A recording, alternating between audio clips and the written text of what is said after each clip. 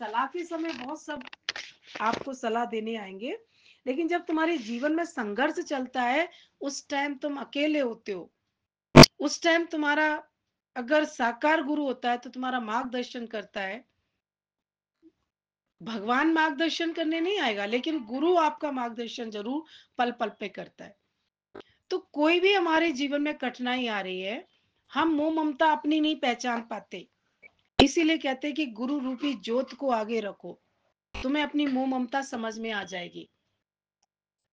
गुरु के मुख से कोई वाणी निकलती है, उसको आकाशवाणी की तरह मान लो जीवन में।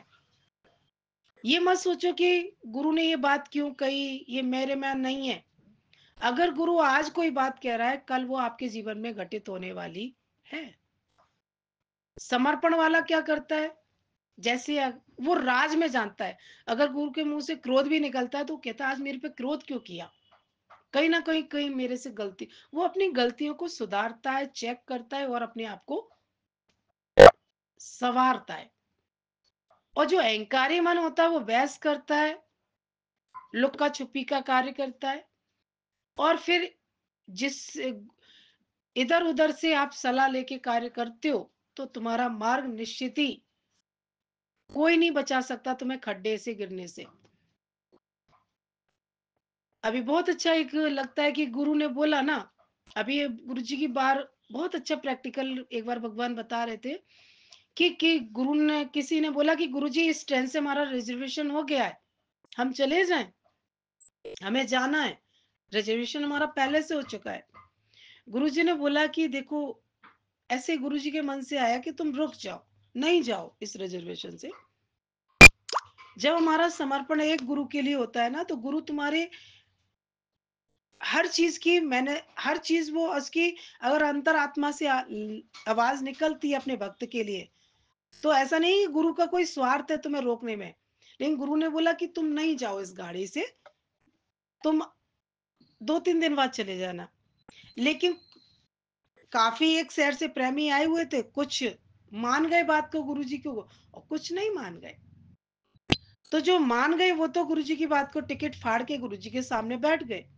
और जो थोड़ा सा जिद्दी थे, तो जिद्दी क्या मतलब, कोई अपनी प्लानिंग करके आया, कोई अपने काम उतने दिन के लिए फ्री होके आया, तो देखा कि वो लोग निकले, तो बताया उस ट्रेन का एक्सीडेंट हुआ।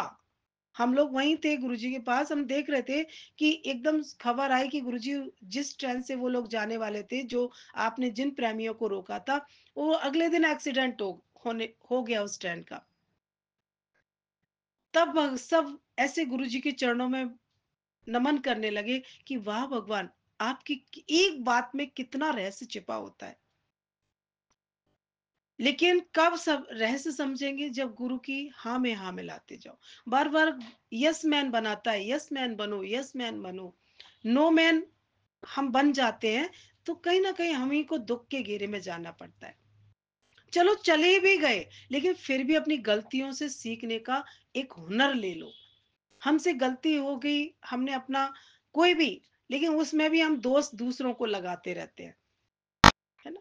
कभी गुरु आपके लिए गलत नहीं सोचेगा, गलत नहीं करेगा। वो तुम्हें अपने बच्चे से भी बढ़ के प्यार करता है। एक माँ अपने बच्चे के लिए कितना प्यार करेगी, लेकिन गुरु उससे भी अनंत हृदय से प्यार करता है, क्योंकि वो तुम्हें ऐसा व्यक्ति बनाना चाहता है कि जिससे तुम संसार में रोशनी फैलाने वाले बनो, अंधकार खत्म करने वाले बनो, रोशनी आपसे प्रकाश फैले संसार में।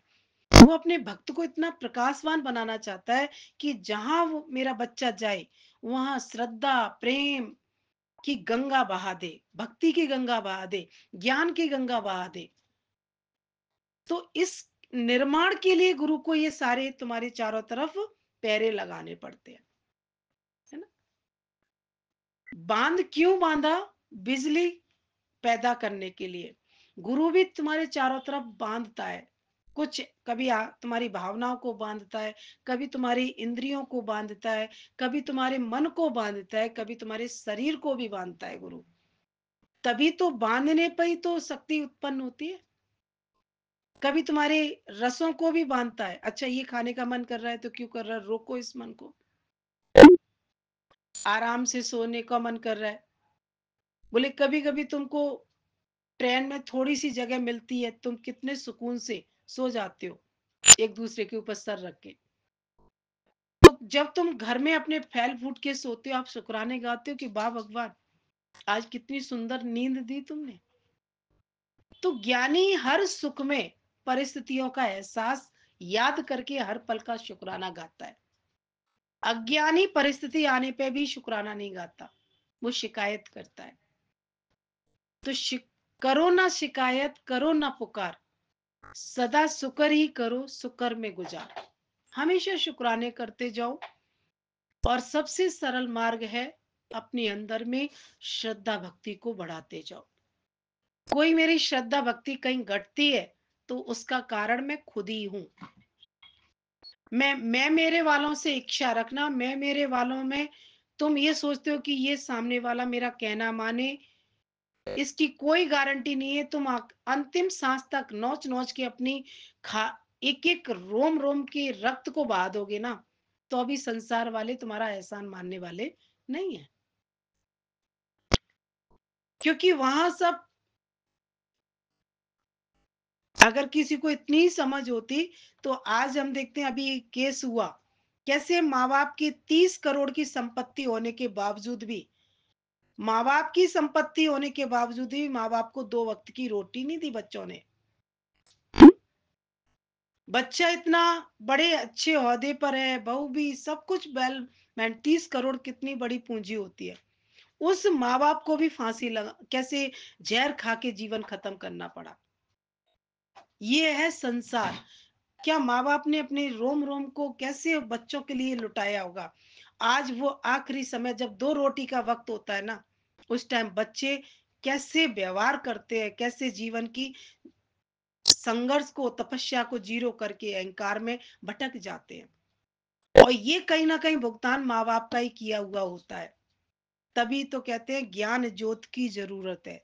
सत्संग की गंगा तुम्हारे घर में बहना बहुत जरूरी है। बिना ज्ञान के, बिना संतों की कृपा के, बिना गुरु की कृपा के तुम्हारा जीवन कांटों की झाड़ी के समान बन जाता है। और इन कांटों की झाड़ियों से बचना है और बचाना है, तो सत्संग को और गुरु को आगे रखते जाओ। सत्संग में थोड़ा खर्च हो जाएगा, हिसाब करोगे, अरे इतना ज्यादा खर्च हो गया। डॉक्टर के पास जाके कभी नहीं कहते हो कि ज्यादा खर्च हो गया। बताओ, ये मन नालायक है या नहीं है। थोड़ा सा गुरु की कोई व्यवस्था करोगे, उसमें काउंटिंग करोगे। और अब जब तुम भगवान के रास्ते खर्च नहीं करोगे तो करो ऐसे ही। तुमको दरिंदापना पसंद है तो भगवान तुम्हारे फिजूल कार्यों में खर्च करा देगा। तुम्हारी जरा सी चालाकी तुमको लाखों का खर्च तुम्हारी नुकसान कर देगा भगवान। जितनी चतुराई तुम भगवान से, गुरु से खेलोगे, तुम्हारे को भुगतान तुम्ही को बनना पड़ेगा।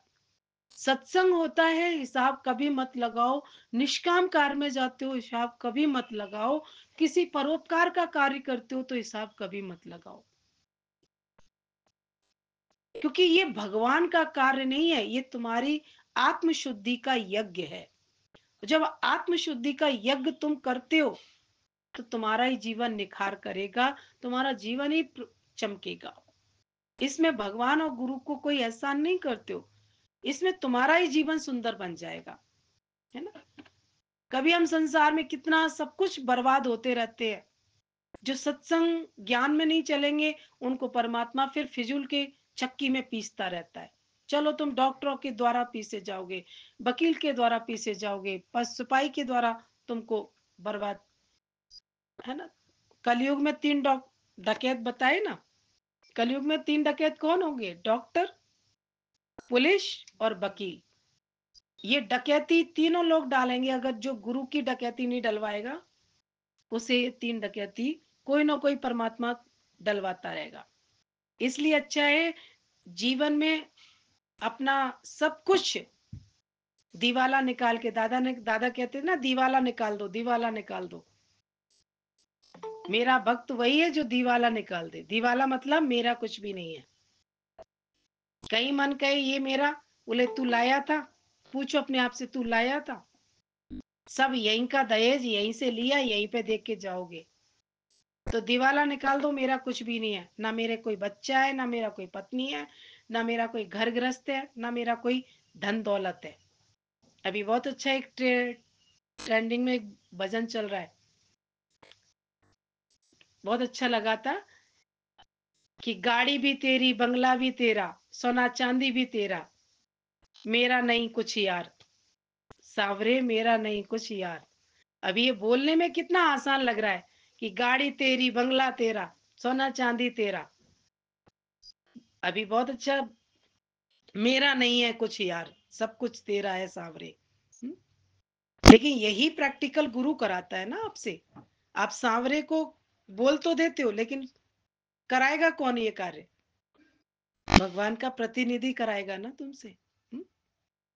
तो हमेशा सजग रहो, अलर्ट रहो, और धैर्यवान बनो, और थोड़ा सा अपने मन को जीतने वाले बनो, है ना। ठीक है, तो भगवान का रहस्य समझ में आएगा, गुरु का रहस्य समझ में आएगा, सत्संग का रहस्य समझ में आएगा। भगवान ने मुझे ये सत्संग क्यों दिया है। अभी किसी पे हालात आ जाए तो सबको एक दूसरे का दर्द रखना चाहिए, सेवा लेनी चाहिए, निष्काम कार्य के लिए तैयार रहना चाहिए। अपने वालों पे कोई हालत आती है, आप बिना कहे सुने चले जाते हो, वहां पे भी सेवा के भाव से थोड़ा ना जाते हो, फॉर्मेलिटी करने जाते हो कि भैया हम आ गए हैं तुम्हारे दुख में, ये मत कहना हम आए नहीं है। लेकिन गुरु के कहने में और गुरु के करने में बहुत अंतर होता है। गुरु तुम्हें फॉर्मेलिटी नहीं निभाने देगा, प्रेम से तुम्हारा निष्काम कार्य भी करा लेगा। इसीलिए गुरु का और माया वालों का रास्ता बहुत थोड़ा अलग होता है। हम क्या कहेंगे, माया वाले एक ही दिन में जाके सब टपक जाएंगे, जिसके ऊपर आपत्ति आई होगी ना, वो भी बेचारा घबराया, कौन सी बारात आ गई है मेरे दरवाजे पे, है? और गुरु क्या करेगा, दरबार बारात को इकट्ठी नहीं होने देगा। वो एक एक करके सबको, पता नहीं परिस्थिति कितने दिन के लिए आई है, कितने दिन ये व्यक्ति अकेला नहीं रह जाए, ये व्यक्ति कभी अपने भगवान की शिकायत ना करे, इसलिए गुरु ऐसा प्लानिंग करेगा कि भक्त को भी नहीं अकेला रहने देगा, व्यवस्था भी नहीं बिगड़ने देगा, और सबका निष्काम भी सच्चे हृदय से हो जाएगा, और किसी को अहंकार भी नहीं आने देगा। कई बार हम देखते हैं माया वालों में अहंकार क्यों आ जाता है, क्योंकि एक दो लोग ही जुड़े रह जाते हैं, एक दो लोग ही सेवा करते, एक दो लोग ही बुरा मानते, एक दो लोग ही आपस में लड़ते झगड़ते, तो वहां गंदगी दलदल पैदा हो जाती है। और यहाँ क्या करता है गुरु, हजार हाथों से कराता है, हजार, तू हट, सामने वाला करेगा, तू हट, जिसको अहंकार देखता है गुरु पीछे हटा देता है, हट तू, देख मेरी सृष्टि तेरे बिना भी चलेगी, देख तेरी मेरी सृष्टि। तो यहाँ फिर अहंकार हमारा जीरो होता चला जाता है। तो गुरु का हर कर्म यही समझ लेना, तभी भगवान भी बहुत चतुर थे। भगवान ने कहा कि मैं नहीं बुरा बनूंगा, जितना बुरा बनाऊंगा मैं गुरु को ही बुरा बना दूंगा। आज गुरु क्यों, साकार का गुरु बहुत सबकी दुआएं भी लेके चलता है और बद दुआएं भी लेके चलता है। जो उनकी महिमा नहीं जानते वो उनको लिए बुरा खड्डे खोदते रहते हैं, निंदा करते रहते हैं उनकी। लेकिन संत की निंदा करो चाहे महिमा गाओ, पाप तुम्हारे दोनों तरह से कट जाएंगे। संत की निंदा और महिमा, रावण ने निंदा की राम की, तो अभी उसकी मुक्ति हो गई, तो अभी उसका हित हो गया। विभीषण ने महिमा गाई राम की, तो अभी उसका हित हो गया कि राम की, लेकिन सोच अलग हो गई।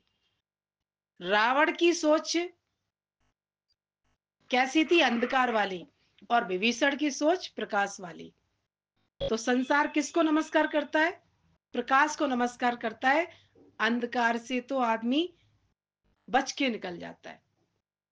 तो ये ही आज मार्गदर्शन हमें गुरु देता है कि तुम जीवन जीना चाहते हो तो अंधकार में मत जियो, ज्ञान के प्रकाश में जियो, और हर समय प्रकृति को, परमात्मा को और गुरु को ऊपर रख के चलो। और प्रकृति और भगवान को भी तुम सही से नहीं समझ पाते हो जब तक गुरु की कृपा नहीं होती है। ये बात भी आप समझना।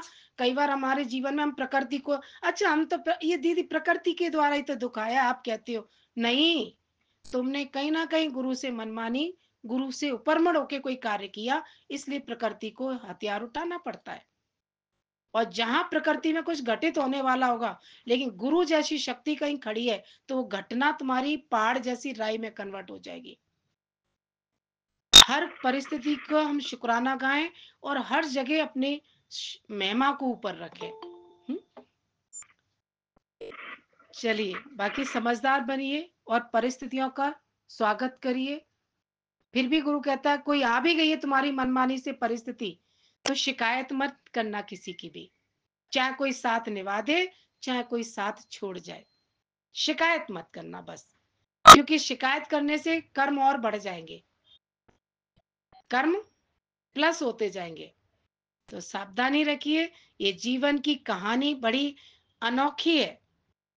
आज ये रहस्य गुरु ने सारे खोल दिए कि कहानी इसी जन्म में खत्म करके जानी है और अगली जन कहानी बड़ी सुंदर बना के जानी है।